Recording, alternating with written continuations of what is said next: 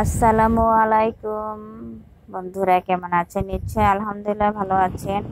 আমি আসলে আমি পোস্ট রিলস করে তো দিতে পারছি না, কারণ আমার আব্বু অসুস্থতা ছিল, সে কারণে প্রেশার আপডাউন করছে, তো এই কারণে আমি দিতে পারছি না।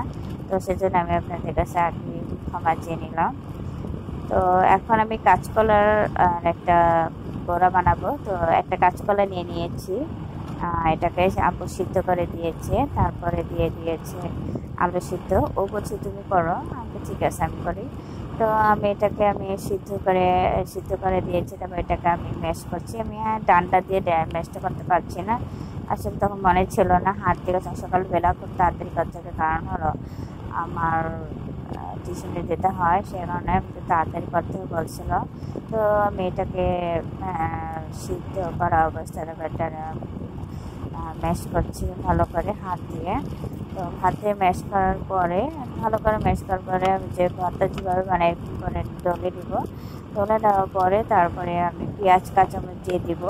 পেঁয়াজ কাঁচামরিচ দেওয়ার পর পরিমাণ মতো পেঁয়াজ কাঁচামরিচ দিয়ে এটাকে আমি একসাথে মেখে নিব। তারপর হলো বেসনটাকে আমরা পরিমাণ মতো দিয়ে দিব। আর আপনারা চাইলে পুরো বেসনটা দিতে পারেন আপনাদের খুশি, কিন্তু আমি এটা অল্প বেসনই দিয়েছি। অল্প বেসন দেওয়ার পর তারপর আমাদের ঘরে ছিল না, ময়দা চালেগুলো শেষ হয়ে গিয়েছে, সেজন্য আমি আটা দিয়েছি।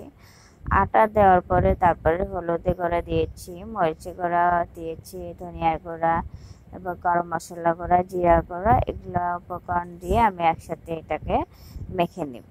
ভালো করে এটাকে মেখে দিব।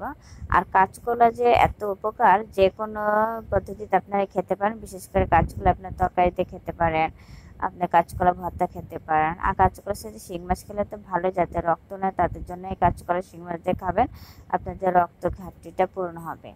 তারপর এটা ভালো করে মেখে এরপর আমি বড়া আকৃতি শেপ করেছি। দেখুন একটু পানি দিয়ে একটু মেখে তারপর বড়া আকৃতি শেপ করেছি, দেখুন আমার হাতে, দেখুন এমনি করছি। তারপরে একটি কড়াইয়ের মধ্যে তেলটা দিয়ে দিবেন। তেলটা গরম করার পরে তারপরে এই বড়াগুলো শেপগুলো আপনাকে ছেড়ে দিবেন। তারপরে ভালো করে তাহলে ভাজতে হবে। কড়া ভাজলে দেখা যায় মজা, আর ডিমটা দিলে তো আরও মজা লাগতো। তো আমি ডিম ছাড়া এটা করেছি, সমস্যা নেই, পরবর্তীতে আমি অন্য পদ্ধতিতে দেখাবো। তো অবশেষে আমার বড়াগুলো ভাজা হয়েছে, খুব কড়া ভেজে তুলছি আমার বোন। তো দেখুন এটা ভাতের সাথে খেতে পারেন, এটা আপনারা এমনি খেতে পারেন, আর আপনাদের খুশি। তো আমার এই ভিডিওটা, আমার এই রেসিপিটা কেমন আছে সেটা অবশ্যই আপনারা কমেন্ট বক্সে জানিয়ে দেবেন। আর আমি তো নিয়মিত থাকতে পারি না, সেজন্য আপনাদের কাছে ক্ষমা আগে চেয়ে নিয়েছি।